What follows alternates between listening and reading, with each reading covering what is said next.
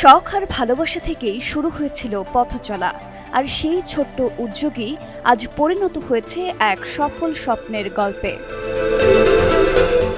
মানিকগঞ্জের মাটিতে গড়ে উঠেছে আধুনিক প্রযুক্তি নির্ভর একটি দৃষ্টিনন্দন গরুর খামার ফার্ম সাইড অ্যাগ্রো।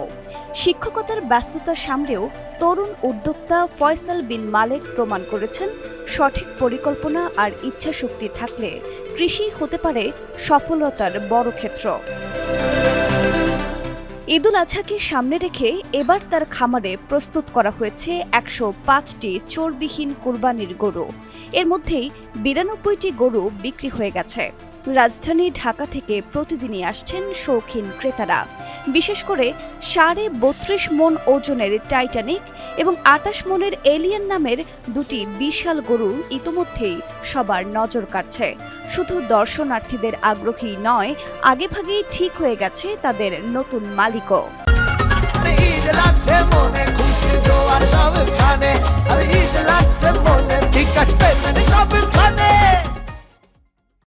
প্রস্তুতি খুবই ভালো, আলহামদুলিল্লাহ। আমরা এই বছর আমরা ১০৫টা গরুর আমরা কালেকশন করেছি। আলহামদুলিল্লাহ মোটামুটি আমাদের 80% সোল্ড হয়ে গেছে। আশা করি বাকিগুলো আল্লাহর মতো সোল্ড হয়ে যাবে। আলহামদুলিল্লাহ আমি তো গত ৩ বছর নিয়ে খুব স্যাটিসফাইড, এর জন্যই আসা। আর সবচেয়ে বড় জিনিস ওনারা প্রাকৃতিকভাবে এবং ন্যাচারাল ফুড দিয়ে গরু উৎপাদন করছে, তার জন্য একবারে ফ্যাটলেস মাংস স্বাদপূর্ণ, এর জন্য এখানে আসা। তার গরুর ফার্মের যে গরুগুলো আছে, তো এগুলো দেখে খুব আমার কাছে ভালো লাগছে।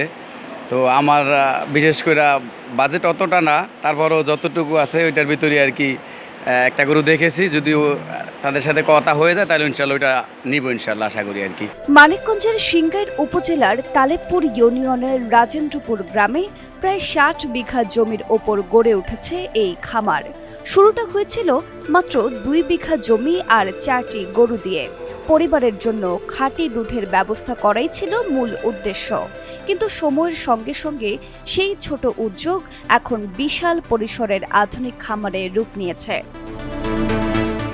বর্তমানে খামারে রয়েছে প্রায় ২ শতাধিক গবাদি পশু। ফ্রিজিয়ান, সিন্ধি ও দেশি জাতের গরু নিয়ে সাজানো এই খামারে আছে ১০ মণ থেকে শুরু করে ৩২.৫ মণ ওজনের বিশাল আকৃতির গরুও। অধিকাংশ গরুই বিক্রি হয় অনলাইনের মাধ্যমে। রাজধানীর ঢাকায় থাকা পরিচিত জন ও নিয়মিত ক্রেতারাই মূলত এই খামারের বড় বাজার। খামারের সবচেয়ে বড় গরু নাম হচ্ছে টাইটানিক, ওজন ১৩০০ কেজি। আমাদের এখানে গরু যা আছে আমরা কখনো কোনো ফিড মার্কেট থেকে কিনে খাওয়াই না। ইভেন প্রাণী সম্পদ থেকে যে 0.5% টিএসপি অ্যাড করার কথা সেটাও আমরা করি না। পুরোটাই ন্যাচারালি খাবার আমরা খাওয়াই।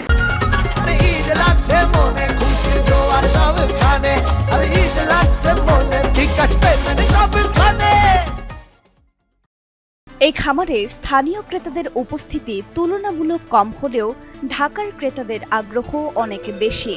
তাই ঈদের আগে খামারে প্রতিদিনই ভিড় বাড়ছে। খামারের একটি বড় বৈশিষ্ট্য হলো এখানে গরু মোটা তাজাকরণে কোনো ধরনের রাসায়নিক বা কৃত্রিম পদ্ধতি ব্যবহার করা হয় না। নিজস্ব জমিতে উৎপাদিত ঘাস, ভুট্টা, ভুসি ও গাজর দিয়েই গরুর খাদ্যের চাহিদা পূরণ করা হয়।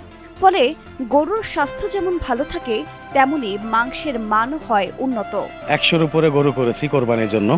তো এর মধ্যে অ্যাকচুয়ালি 90 to 95% গরু আমাদের সেল হয়ে গেছে। হ্যাঁ, তো আমাদের কাছে 10 থেকে 12টা গরু বাকি আছে। তো এইবার আমাদের আসলে রেসপন্সটা আমরা খুব ভালো পাচ্ছি। গরুর খামারটা করার পেছনে এটা আমাদের নিজেদের আসলে শখ। আমরাও গরুর আসলে পাগল ছিলাম। তারপরে এখানে সম্পত্তি ছিল, নিজেরা একটা জমি কিনে শুরু করা।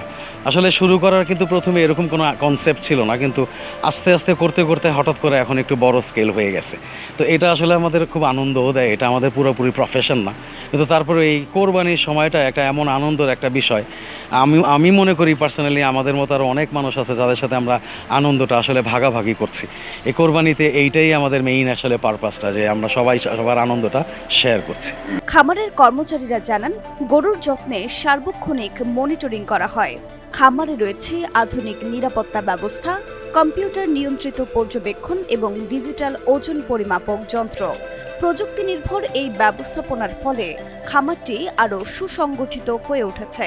একজন বন্ধু বলেন, ভাই বলেন, তার মাধ্যমে, তার দেশের বাড়ির মাধ্যমে আমরা এই খামারটা গড়ে তুলতে পারছি।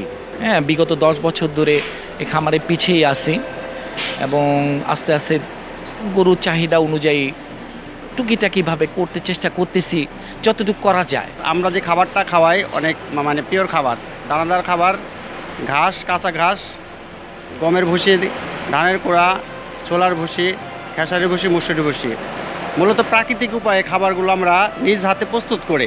উইলস লিটল ফ্লাওয়ার স্কুল থেকে পড়াশোনা শেষে যুক্তরাজ্যে সিএ সম্পন্ন করেন ফয়সাল বিন মালেক। দেশে ফিরে তিনি আন্তর্জাতিক মানের কয়েকটি ইংরেজি ভাষা শিক্ষা প্রতিষ্ঠান পরিচালনা করছেন, পাশাপাশি একজন জনপ্রিয় ইংলিশ টিচার হিসেবেও পরিচিতি পেয়েছেন। তবে ব্যস্ত পেশাগত জীবনের মাঝেও কৃষি ও গরুর খামারকে ভালোবেসে বেছে নিয়েছেন তিনি। ফয়সাল বিন মালেক মনে করেন, আধুনিক প্রযুক্তি, সঠিক পরিকল্পনা এবং আন্তরিকতা থাকলে খামার হতে পারে দেশের তরুণদের জন্য লাভজনক ও সম্ভাবনাময় একটি খাত।